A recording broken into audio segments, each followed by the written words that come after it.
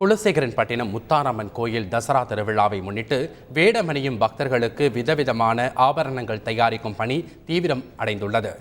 மைசூருக்கு அடுத்தபடியாக தூத்துக்குடி மாவட்டம் குலசேகரன்பட்டினம் முத்தாரம்மன் கோயில் தசரா திருவிழா மிகவும் சிறப்பு வாய்ந்ததாகும். இந்த விழா அக்டோபர் 13ஆம் தேதி கொடியேற்றத்துடன் தொடங்குகிறது.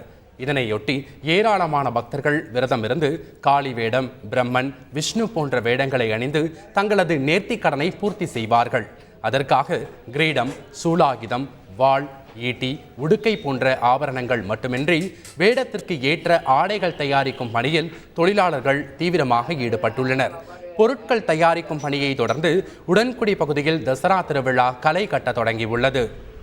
அம்மன் வேடம், ராஜா வேடம், ராணி வேடம், கிருஷ்ணர் வேடம், முருகர் வேடம், இப்படி பல்வேறு வேடங்கள், குரங்கு வேடம், கரடி வேடம், இப்படி பல்வேறு வேடங்கள் போடுவாங்க. நாங்கள் அதுக்கான உடைகள் அனைத்துமே நாங்கள் தயார் பண்ணிக்கிட்டு இருக்கோம். இப்போ இன்னும் 30 நாள் தான் இருக்குது. அதனால் நாங்கள் தயாரிக்கும் பணி ரொம்ப வேகமாக நடந்துகிட்டு இருக்கு. இந்த வருடம் பல சிறப்பு ஏற்பாடுகள் செய்யப்பட்டுள்ளன.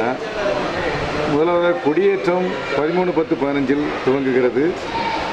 தொடர்ந்து அம்மன் திருவிழாக்கள் நடைபெற்று 22/10/15 சூரசம்ஹாரம் இரவு 12 மணி அளவில் நடைபெற உள்ளது.